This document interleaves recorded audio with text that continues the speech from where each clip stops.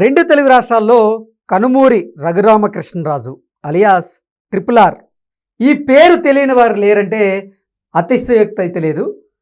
Jaganmohan Reddy party నుంచి ఎంపీగా గెలిచి జగన్మోహన్ రెడ్డి మీదే ఆయన పోరాటం చేసి జగన్మోహన్ రెడ్డి తప్పులన్నింటినీ కూడా ఎండగట్టినటువంటి నేపథ్యంలోనే రెండు తెలుగు రాష్ట్రాల్లో ఆయన ప్రతి ఒక్కరికి కూడా పరిచయం అవుతూ వచ్చారు. అయితే ఇప్పుడు ఆంధ్రప్రదేశ్ ప్రభుత్వం రఘురామకృష్ణరాజు గారికి డిప్యూటీ స్పీకర్ పదవిని ఇచ్చినటువంటి నేపథ్యంలో కనుమూరి రఘురామకృష్ణరాజు గారికి అసలు ఈ డిప్యూటీ స్పీకర్ పదవి వరించడానికి గల కారణం ఏంటి, తెర వెనక ఏం జరిగింది అనేది మనం విశ్లేషణ చేసుకునేటువంటి ప్రయత్నం చేద్దాం. ప్రస్తుతం మనతో పాటు ఉన్నారు ప్రముఖ రాజకీయ విశ్లేషకులు కేవీవి ప్రసాద్ గారు. సార్తో మాట్లాడదాం. సార్ నమస్తే. సార్ నమస్తే అండి. కనుమూరి రఘురామకృష్ణరాజు గారు అలియాస్ ట్రిపుల్ ఆర్, ఈయనకి ఇప్పుడు చంద్రబాబు గారు డిప్యూటీ స్పీకర్ పదవిని కట్టబెట్టారు. కనుమూరి రఘురామకృష్ణరాజు గారికి చంద్రబాబు గారు డిప్యూటీ స్పీకర్గా అవకాశం ఇవ్వడం వెనక ఏం జరిగింది, తెర వెనకంటే ఏం చెప్తారు? సో ఒకటే అండి, ఇప్పుడు మీరు చూసుంటారు, ఈవెన్ మన చింతకాయల అయ్యన్న పాత్రుడు గారు స్పీకర్ గారు కానీ, లేకపోతే ఇప్పుడు ఉపసభాపతి అయిన ట్రిపుల్ ఆర్ గారు కానీ, వీళ్ళ విషయంలో జగన్మోహన్ రెడ్డి గారి హయాంలో ఏ విధంగా వాళ్ళని చిత్రహింసలకు గురి చేశారు, ఏ విధంగా మానసికంగా ఇబ్బంది పెట్టారు, ఎన్ని రకాలుగా వాళ్ళని మానహననం చేశారు. ఈవెన్ అంత సీనియర్ లీడర్ అయిన అయ్యన్న పాత్రుడిని కూడా ఏదో 1 ఇంచో 2 ఇంచో ఏదో డీవియేషన్ ఉందని చెప్పి ఇల్లు ఆల్మోస్ట్ ఆ కాంపౌండ్ వాళ్ళంతా పగలగొట్టి అర్ధరాత్రి కాడ ఏదో ఆయన ఏదో పెద్ద తీవ్రవాది అయినట్టు, పెద్ద నక్సలైట్ అయినట్టు, లేకపోతే ఏదో ఒక ఉగ్రవాది అయినట్టు ఇంట్లోకి పోలీసులు చొరబడి అరెస్ట్ చేసిన ఉదాంతం కానీ ఆయన్ని ఇబ్బంది పెట్టిన చూసాం. కోకొల్లలు అనేక సందర్భాల్లో అంత సీనియర్ లీడరు, అంత వయసున్న నాయకుడిని అర్ధరాత్రి కాడ తిప్పుకుంటా తీసుకొచ్చి కనీసం అరెస్ట్ చేసినట్టు కూడా చూపించకుండా కుటుంబ సభ్యులందరినీ టెన్షన్ పెట్టి, అలాగే ఆయన కుమారుడైన విజయ్ గారిని కూడా ఇక్కడ ఆయన ఉంటున్న అపార్ట్మెంట్కి వచ్చి ఎంత భయభ్రాంతులు చేసి, చిన్న ఇంట్లో పసిబిడ్డలు ఉంటే పసిబిడ్డలను కూడా భయభ్రాంతులు చేశారు. సో అదేవిధంగా రఘురామరాజు గారు ఎపిసోడ్ తీసుకుంటే, రఘురామరాజు గారు అదే పార్టీ నుంచి ఎంపీగా గెలిచిన వ్యక్తి నర్సపూర్ నుంచి. సో ఇతను మొట్టమొదటిగా రఘురామరాజు గారు ఎక్కడ ఆయన మీద బావుట ఎగరేశారంటే, తిరుమల తిరుపతి దేవస్థానం విషయంలో అక్కడ ఆగమ శాస్త్రాలకు విరుద్ధంగా కొన్ని పనులు, కొన్ని అవినీతి పనులు, అలాగే కొన్ని ఆగమ శాస్త్రాలకు విరుద్ధంగా వాళ్ళు చేసే ఈ యొక్క పూజలు పునస్కారాలు, ఆ దైనందిక ఈ వ్యవహారాల్లో కూడా ఈయన తిరుగుబాటు ఎగరేయడింది. ఆ తర్వాత రెండో అస్త్రం ఏంటంటే తెలుగు భాష మీద పూర్తిగా తెలుగు భాషని కనుమరుగు చేసి కేవలం ఇంగ్లీష్ మీడియాలు పెట్టాలి, ఇంగ్లీష్ భాషను తీసుకురావాలి, మాతృభాషకు అన్యాయం జరుగుతుంది. సో ఈ 2 అంశాల మీద ఆయన మాట్లాడడం జరిగింది. సో దాన్ని కూడా వాళ్ళు కూడా ఒక పాజిటివ్గా తీసుకోకుండా రఘురామరాజు మీద కావాలని చెప్పి అవాకులు చవాకులు మాట్లాడుతూ ఢిల్లీలో కూడా ఆయనకి ఏదో ఇచ్చిన పోస్టింగ్ని కూడా మళ్ళీ దాన్ని వెనక్కి తీసుకోవడం, ప్లస్ అక్కడున్న ఎంపీలందరినీ కూడా ఈయనకి సహకరించకుండా కూడా చేయడం, సో ఆయన అగౌరవపరచడం ఇవన్నీ కూడా చూసాం. విజయసాయి రెడ్డి ఏ విధంగా అయితే అతన్ని అవమానపరిచాడు చూసాం. ఇంకా ఆ తర్వాత ఆల్మోస్ట్గా నేచురల్గా ఎవరికైనా అహం దెబ్బతింటుంది కాబట్టి రఘురామరాజు గారు కూడా ఇంకా పూర్తి స్థాయిలో వాళ్ళ మీద యుద్ధం ప్రకటించడం జరిగింది.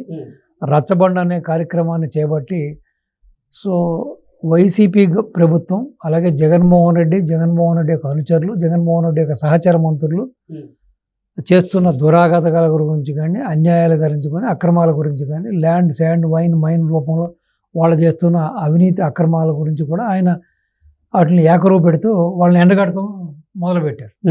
సో అది పూర్తిగా తారస్థాయికి వెళ్ళిపోవడం జరిగింది. తారస్థాయికి వెళ్ళిపోయిన తర్వాత కనీసం రఘురామరాజు గారి మీద నియోజకవర్గంలోకి అడుగు పెట్టకుండా ఆయన ఏ విధంగా ఇబ్బంది పెట్టారు, గత 5 ఏళ్లుగా ఆయన అసలు అడుగు పెట్టకుండా ఏ విధంగా పెట్టారు, అదేవిధంగా ఆయన మీద ఎన్ని రకరకాల బూటపు కేసులు పెట్టారో చూసాం. అదొక ఉదాంతం అవుతే, ఆ తర్వాత కార్యక్రమంలో మనకు తెలుసు, ఏదో పుట్టినరోజు సందర్భంగా ఢిల్లీ నుంచి వచ్చి ఆయన ఇంట్లో ఉంటే ఆయన్ని అది bypass surgery, open heart surgery చేయించుకున్నాడు. ఆయన మేజర్ సర్జరీ అది. అది కూడా ఇక్కడ కూడా కాదు, బాంబేలో ఒక ఫేమస్ డాక్టర్ దగ్గర చేయించుకున్నాడు. ఎందుకంటే రిస్క్ ఫ్యాక్టర్ ఎక్కువ ఉంది కాబట్టి ఇటువంటి రిస్క్ ఆపరేషన్ చేయడంలో వాళ్ళు చాలా ప్రవీణులు కాబట్టి అక్కడ చేయించుకున్నాడు. ఆయన ఇంకా ఆపరేషన్ చేసిన పుండు కూడా ఆరకుండా, ఆ పచ్చిదనం కూడా పోకుండా కూడా ఆయన ఏ విధంగా ఎత్తుకెళ్ళారు, ఏ విధంగా ఆయన చంపేయడానికి కూడా ప్లాన్ చేశారు, ఏ విధంగా ఆయన మ్యాన్ హ్యాండ్లింగ్ చేశారు, ఇవన్నీ కూడా మనం చూసాం. కోర్టుగా ఆయన విన్నవించుకున్నాడు, బయట మీడియా కూడా ఆయన చెప్పడం కూడా జరిగింది. సో ఆ క్రమంలో తర్వాత మీకు అంతా తెలిసిందే ఇంకా ఎపిసోడ్. ఆ తర్వాత ఇంకా టీడీపీ ఎమ్మెల్యే టికెట్ ఇవ్వడం, అక్కడి నుంచి ఆయన మంచి మెజార్టీతో నగ్గడం. సో ఈ మధ్యకాలంలో కూడా జగన్మోహన్ రెడ్డి లేనిపోయిన వాటికి కూడా ఒంటికాల మీద లెగిస్తూ కూడా అవాకులు చవాకులు పేలుస్తూ కూడా వాళ్ళు మనుషులు చేసిన తప్పుదాలు కూడా ఈ కూటమి మీద వేస్తూ కూడా ఏదో రాజకీయ లబ్ధి కోసం రోజు చెవిలో జోరికలా తయారాడు ఈ కూటమి ప్రభుత్వానికి. ఒకటి అయ్యన్న పాత్రుడు గారిని స్పీకర్ చేయడానికి, ప్లస్ ఇప్పుడు ఈయన ఉపసభాపతిగా ఈయన తీసుకురావడానికి కూడా నాకు తెలిస్తే ఇది చంద్రబాబు నాయుడు గారి యొక్క మాస్టర్ ప్లాన్ గానే నేను భావిస్తాను. ఓకే, ఎలాగో నేను ప్రతిపక్ష వాదా ఇస్తే కానీ నేను రాను అని మొరాయిస్తున్నాడు జగన్మోహన్ రెడ్డి గారు. సో ప్రతిపక్ష హోదా అనేది అది అసలు మీనింగ్లెస్. అది 11 సభ్యులకి అసలు ఈ సంఖ్యాబలం ప్రకారం చూస్తే ఎక్కడిస్తారు మీకు? అంటే ప్రతిపక్ష హోదా ఇవ్వాల్సింది ప్రజలు ఇవ్వలేదు, నిన్ను ప్రజలు తిరస్కరించారు. రెండోది ఏంటంటే ఏదో వంకని అసెంబ్లీకి వెళ్లకుండా, ఎందుకంటే ఇతను చేసిన అన్యాయాలు, దుర్మార్గాలు, అక్రమాలు, ఈ అవినీతి మీద ప్రశ్నిస్తారని చెప్పి ఏదో ఏ వంకలో ఏదో డొంకట్టు గడిచిన సందంగా జగన్మోహన్ రెడ్డి యొక్క చర్యలు మనం చూస్తున్నాం. సో ఇప్పుడు శాశ్వతంగానే జగన్మోహన్ రెడ్డి రావాలనుకున్నా కూడా రాకుండా అడ్డుకట్టేసినట్టుగా అయింది. ఒకటి అయ్యన్న పాత్రుడు గారిని ఫేస్ చేయాలి, రెండోది రఘురామరాజు గారిని ఫేస్ చేయాలి. సో ఈ దశలో అసలు ప్రతిపక్షంలో ఉండగా, అంటే స్వపక్షంలోనే విపక్షంగా వ్యవహరించిన రఘురామరాజు గారు అంతకుముందు రచ్చబండ పెట్టి ఎండగట్టిన దానికి వాళ్ళ దగ్గర సరైన సమాధానాలు లేవు, సరైన దానికి ధీటుగా వాళ్ళు ఎదుర్కోలేకపోయారు. అటువంటిది ఈ రోజున పాలకపక్షంలో ఉన్న వ్యక్తి ఈయన, ప్లస్ పాలకపక్షానికి సంబంధించిన ఎమ్మెల్యే ప్లస్ ఉపసభాపతి కాబట్టి అసలు ఈయన్ని ఫేస్ చేసే ఛాన్స్ కూడా లేదు అక్కడ.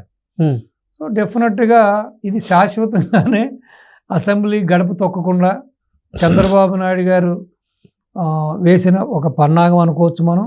అలాగే ఇది ఒక చాణక్య రీతి కూడా అనుకోవచ్చు మనం. సో డెఫినెట్గా ఇటు అయ్యన్న పాత్రుడు గారితో ఇటు ఈయనతోటి కూడా చెక్ పెట్టినట్టుగా అయిపోయింది. సో నాకు తెలిసి ఫ్యూచర్లో జగన్మోహన్ రెడ్డి అసెంబ్లీ గడప తొక్కుతాడు అనేది మాత్రం నాకు సందేహమే. సో వీళ్ళిద్దరినీ సంధించాలి. రేపొద్దున ఈయన వేసే చెలోక్తులకి, లేకపోతే ఈయన వేసే ప్రశ్నలకి, ఈయన చేసే ఖండనకి అతను ఏ విధంగా ఫేస్ చేస్తాడు, అట్లీస్ట్ ఈయన ఫేస్ని ఏ విధంగా ఫేస్ చేస్తాడు అన్నది కూడా ప్రశ్నార్థకం కాబట్టి. సో డెఫినెట్గా ఇదేంటంటే మరొక్కసారి చంద్రబాబు నాయుడు గారి యొక్క తన చాణక్య పరిణితికి, ఆయన యొక్క చాణక్య నీతికి, ఆయన యొక్క రాజకీయ విజ్ఞతకి, ఆయన రాజనీతికి ఇది ఒక ఫైనెస్ట్ ఎగ్జాంపుల్. అంటే కొట్టకుండా తిట్టకుండానే ఈ విధంగా చెక్ పెట్టడం అనేది ఒక చంద్రబాబు నాయుడు గారికి ఆయనకు ఉన్న ఆర్ట్ అది. సో డెఫినెట్గా ఒక మనిషిని దూషించక్కర్లేదు, ఒక మనిషిని హింసించక్కర్లేదు, లేకుండానే మానసికంగా ఈ విధంగా వాళ్ళని ఫేస్ చేయడానికి సిగ్గుతోటి తల ఉంచుకునే విధంగా వేసిన ఎత్తుగడ భాగం అనుకుంటున్నాను నేను. సో డెఫినెట్గా నాకు తెలిసి జగన్మోహన్ రెడ్డి గారు ఈ 5 ఏళ్ల టైంలో అసెంబ్లీ గడప తొక్కుతాడా అనడం అనేది మాత్రం నాకు సందేహంగానే ఉంది. సో డెఫినెట్గా ఆయన రాకపోవచ్చు, వెళ్ళకపోవచ్చు కూడా. సో చూద్దాం, ఏ విధమైనా సరే కాలం ఏ విధంగా ఉంటుంది. సపోజ్ నిజంగానే అసెంబ్లీకి వచ్చాడు, అసెంబ్లీకి వచ్చినప్పుడు స్పీకరు ప్లస్ ఉపసభాపతి కూడా ఏ విధంగా ఆయన్ని ఫుట్బాల్ ఆడుకుంటారు, ఏ విధంగా వీళ్ళ యొక్క ప్రశ్నలతోటో లేకపోతే వీళ్ళ యొక్క సమాధానాలతో అతను ఇరుకుని పెడతారన్నది కూడా మనం వేచి చూద్దాం. దానికి కాలమే సమాధానం చెప్పాలి. జగన్మోహన్ రెడ్డి ధీటుగా ఎదుర్కొంటాడా, లేకపోతే ఈ విధంగానే ఏదో కుండు సాగులు చెప్పి తప్పించుకు తిరుగుతాడు అన్నది కూడా దానికి కాలమే సమాధానం చెబుతుంది. Wait and see.